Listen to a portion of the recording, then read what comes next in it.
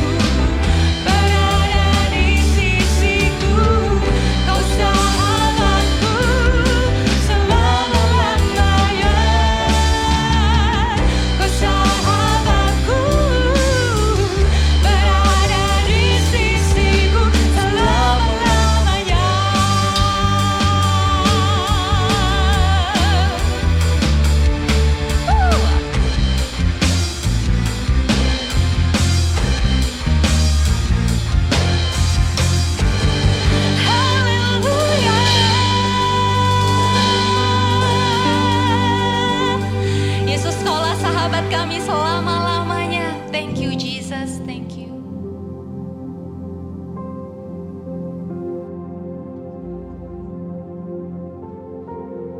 Kami tahu Tuhan,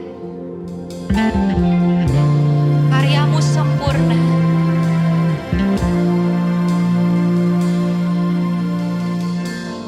Kau Bapa yang setia, tak pernah sedetik Kau tinggalkan diriku. Hatiku teguh di dalam janji-Mu sampai ku melihat kuasa-Mu. Karya-Mu sempurna, ajaib dan mulia, penyertaan-Mu buktikan kasih-Mu kepadaku. Ku agungkan Engkau, Yesus termulia, kasih-Mu terindah selamanya.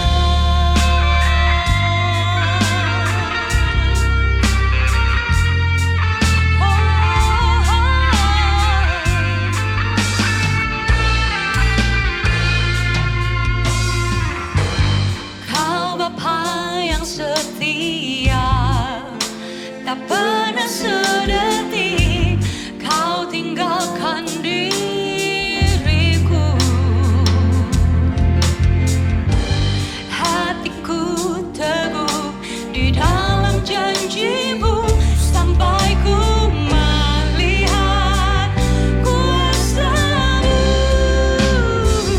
Karya-Mu sempurna, ajaib dan mulia, penyertaan-Mu buktikan kasih-Mu kepadaku. Ku agungkan Engkau, Yesus termulia, kasih-Mu terindah selamanya. Ku tetap berharap di dalam kesesakan, ku tetap percaya walau tak melihat, sebab ku yakin karya-Mu sempurna, ajaib dan mulia, penyertaan-Mu buktikan kasih-Mu kepadaku. Ku agungkan Engkau, Yesus yang mulia, kasih-Mu terindah selamanya.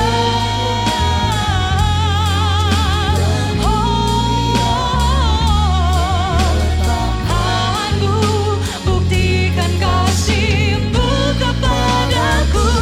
Ku agungkan Engkau, Yesus yang mulia, kasih-Mu terindah, kasih-Mu terindah selamanya.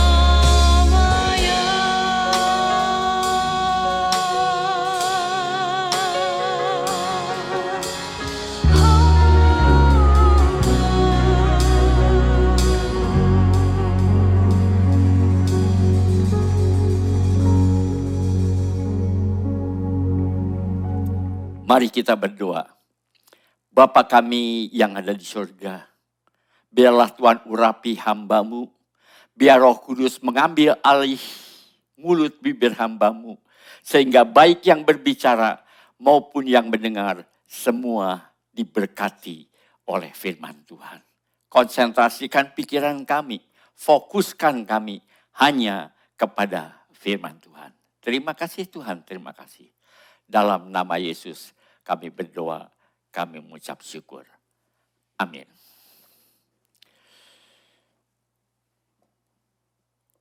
Hari ini kita akan memperingati kenaikan Yesus ke sorga. Sebenarnya saudara, seberapa penting sih kenaikan Yesus ke sorga bagi kita orang percaya, bagi kita orang Kristen. Sehingga setiap tahun kita selalu memperingatinya.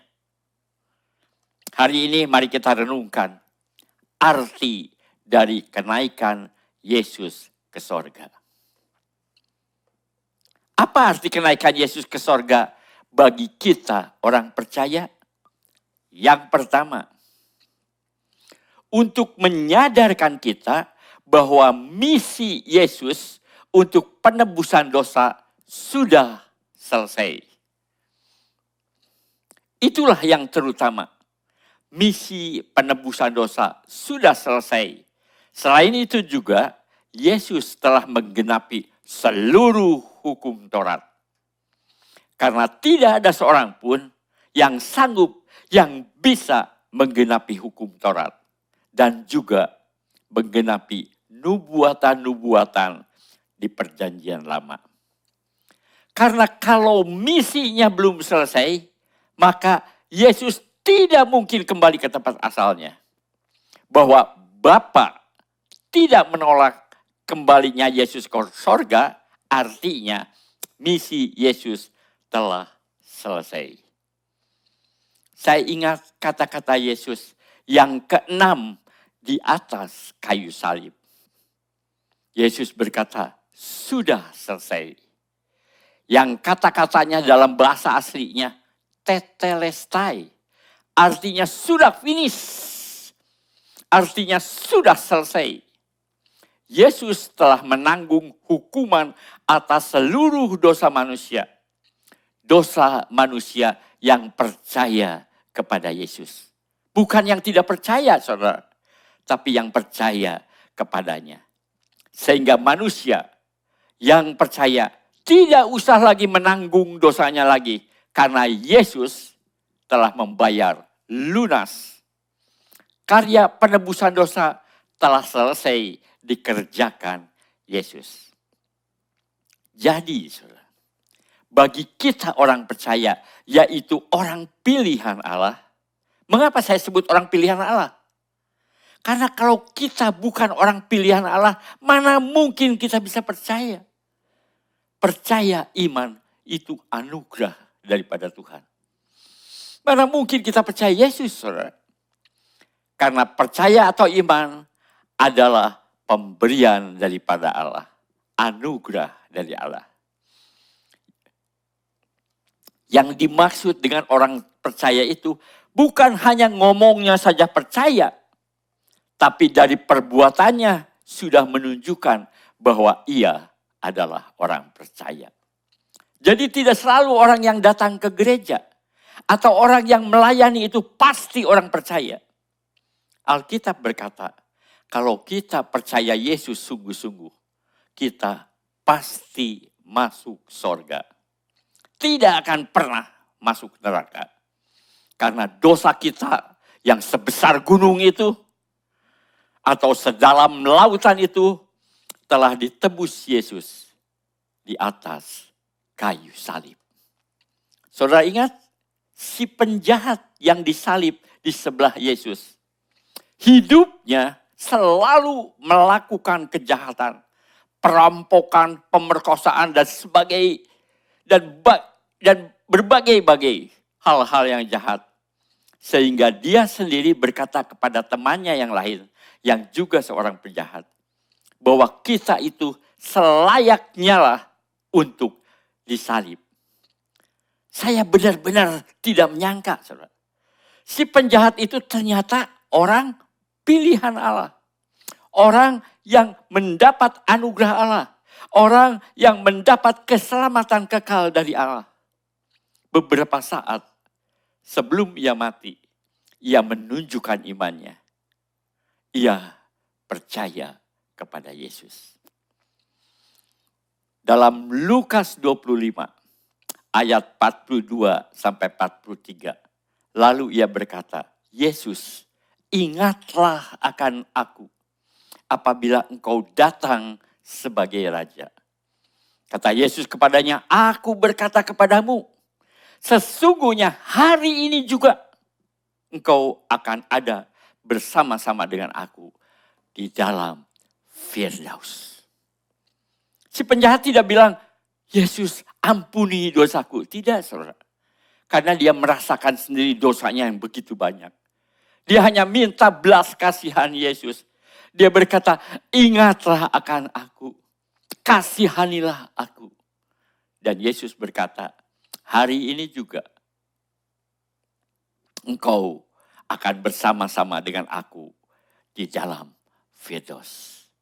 Karena hari itu, setelah Yesus mati, kemudian si penjahat itu juga mati. Dan mereka bersama-sama masuk ke Firdaus.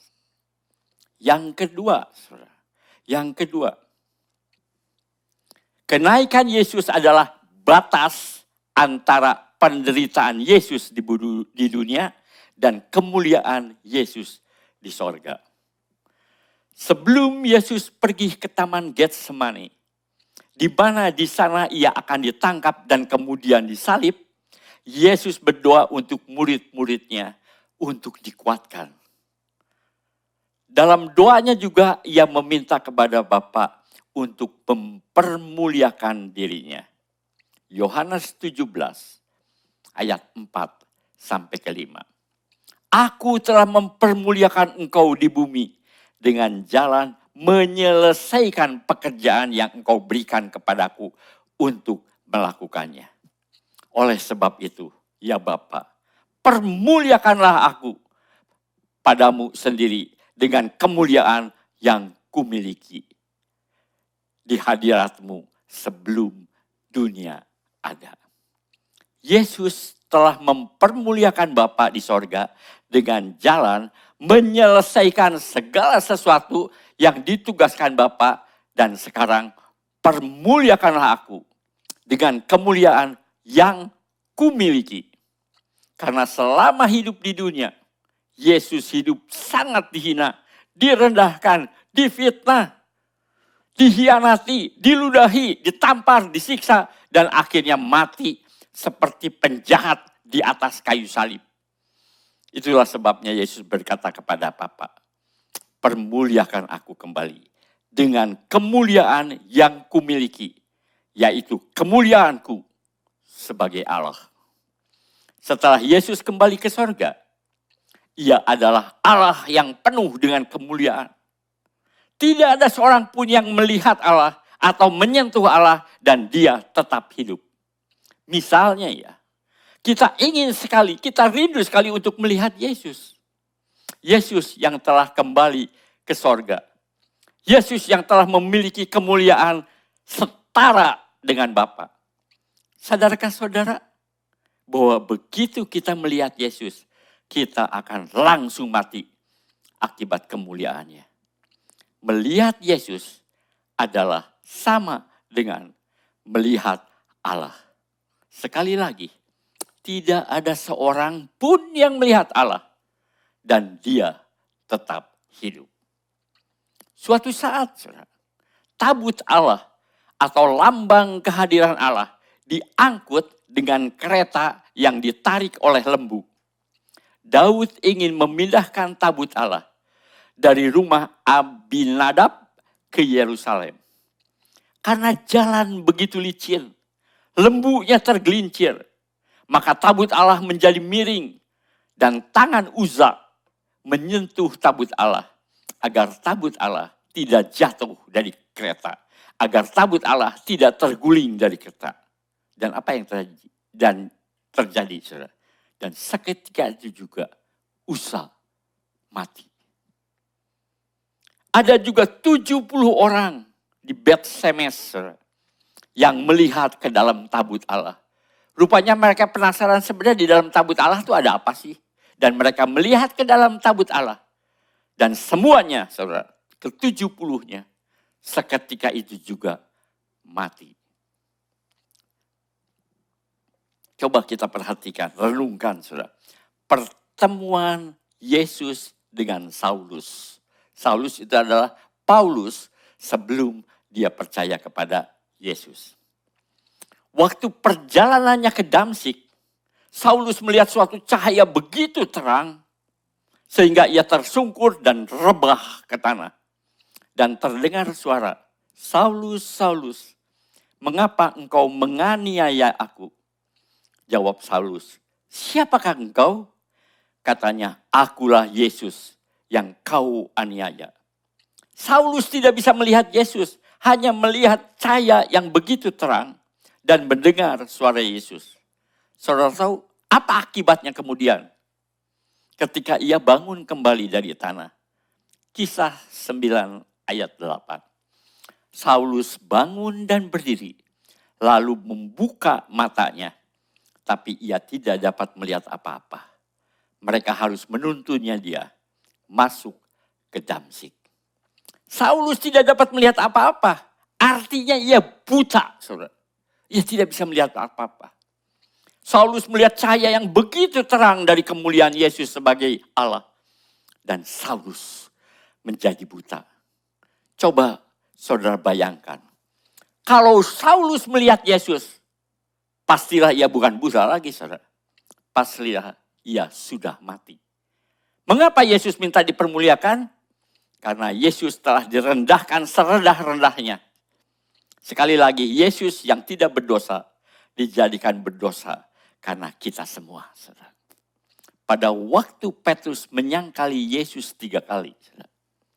Petrus itu tidak tahu bahwa dia kemudian akan menyangkali Yesus. Petrus sama sekali tidak ada maksud untuk menyangkalinya. Karena dalam hatinya yang terdalam, Petrus sangat mengasihi Yesus. Tetapi Yesus tahu dengan akurat, dengan tepat, sebelum ayam berkokok, Petrus telah menyangkali Yesus 3 kali. Yesus tahu apa yang akan terjadi kemudian. Yesus tahu apa yang akan terjadi di masa depan.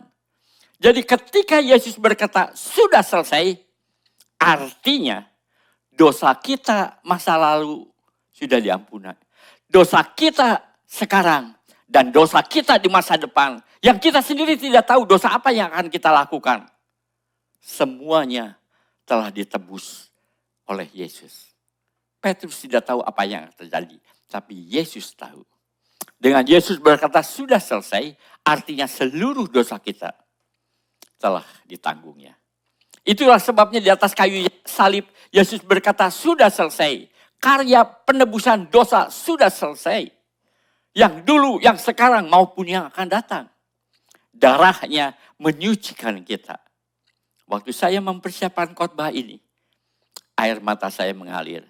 Kok Yesus mau mati ya untuk orang yang brengsek, yang banyak dosanya seperti saya ini.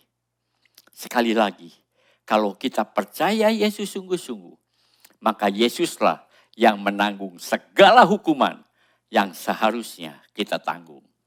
Yesus mati menggantikan kita. Jadi mana mungkin kita masuk neraka? Alkitab berkata kita masuk sorga dengan tidak bercacat dan tidak bercerai.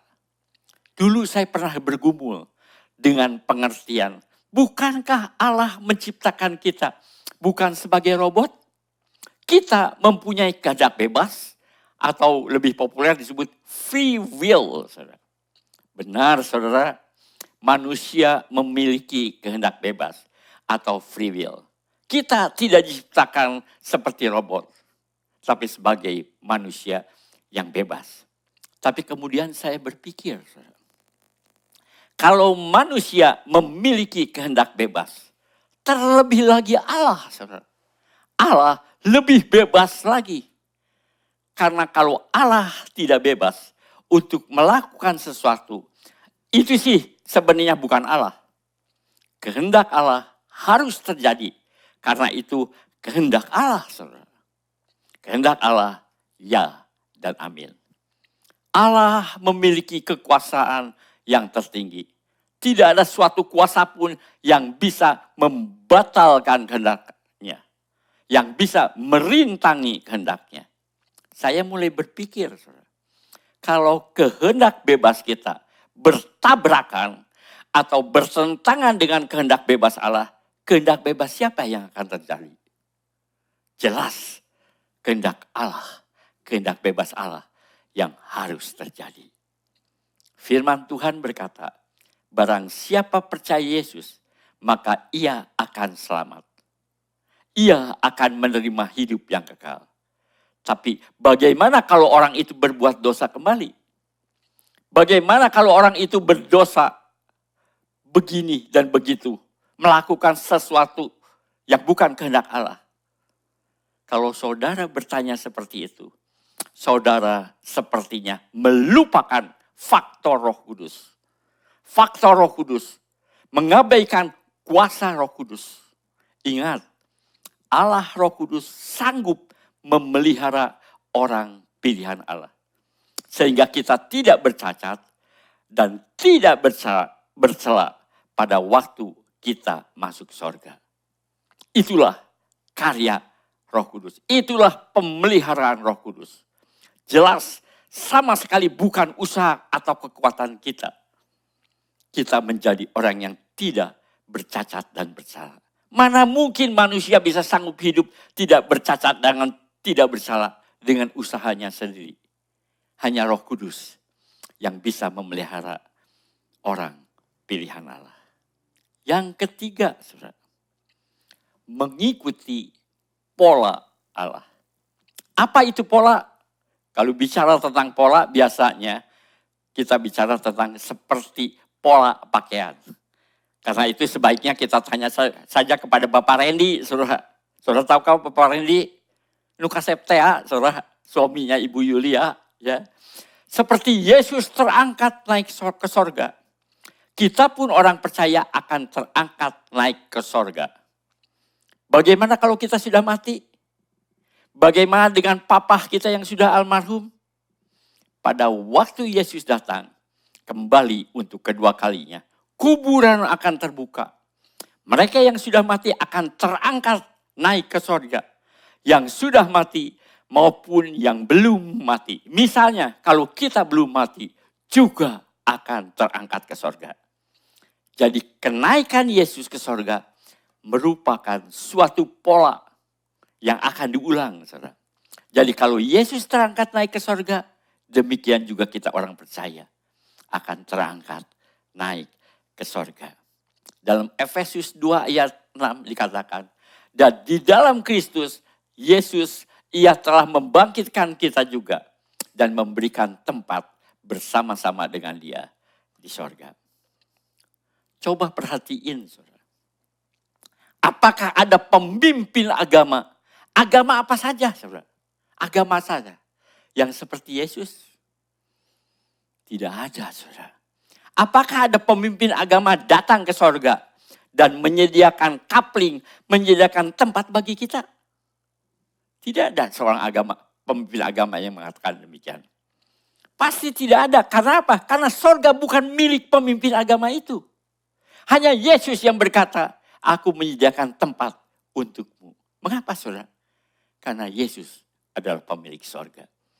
Jadi orang yang percaya kepada Yesus pasti memiliki jaminan masuk ke sorga. Saya teringat waktu liburan Lebaran yang kemarin, saudara. Saya naik plane. Saya pergi ke Bali dengan keluarga. Dengan anak, menantu, dan cucu saya. Karena kita akan bertemu dengan Stephen di Bali, saudara. Saya dapat tiket, dan bukan saya dapat tiket.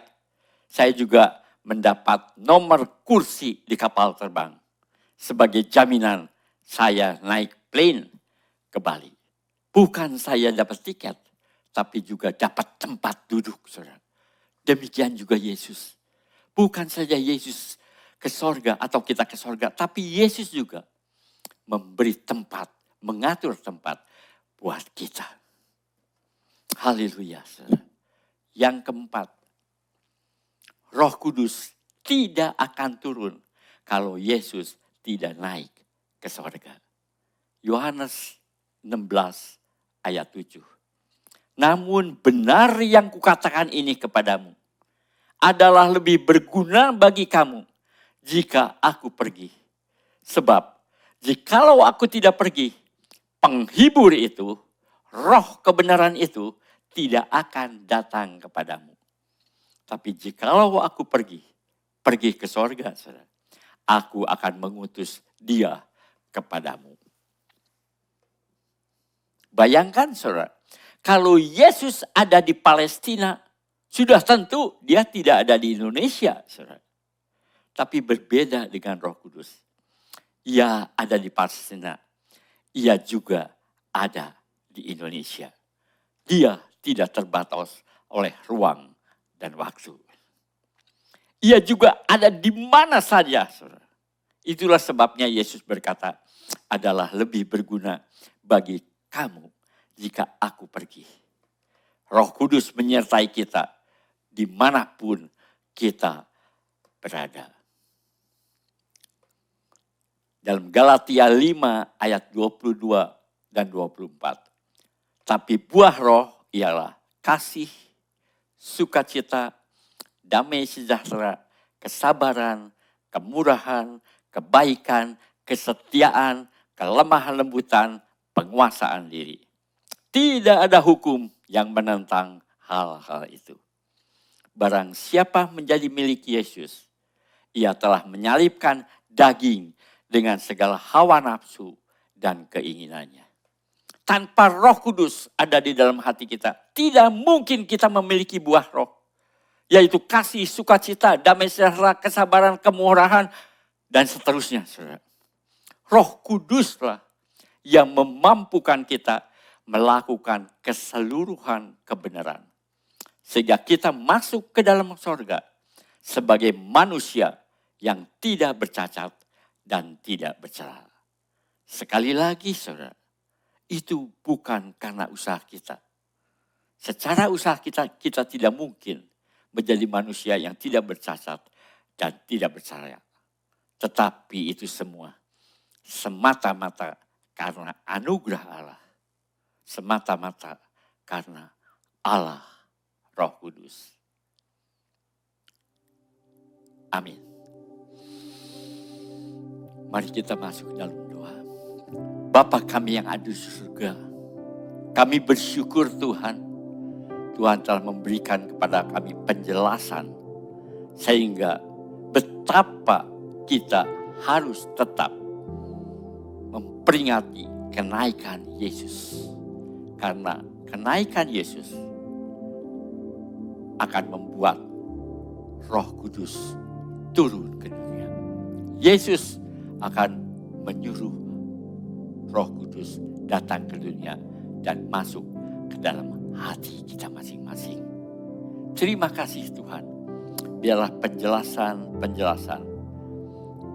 firman Tuhan hari ini memberi kepada kami kemantapan dalam mengiringi Yesus. Kami tidak akan berkata, moga-moga kami akan masuk surga. Tapi dengan pasti kita katakan, seorang yang sungguh-sungguh percaya Yesus pasti masuk surga. Karena Yesus menanggung hukuman dosa yang seharusnya kita tanggung. Yesus telah lunas membayarnya. Terima kasih Tuhan, terima kasih. Terima kasih Tuhan, terima kasih. Kami akhiri ibadah kami dengan penuh rasa syukur hanya dalam nama Tuhan Yesus Kristus, Juru Selamat dan Penebus kami yang hidup. Dan sekarang saudara, marilah kita angkat tangan kita untuk menerima berkat dari Bapa. Kiranya berkat dari Allah Bapa, kasih karunia damai sejahtera dan sukacita daripada Tuhan Yesus, dan persekutuannya Roh Kudus menyertai saudara-saudara dari saat ini sampai Maranatha, kedatangan Tuhan Yesus yang kedua kali. Amin.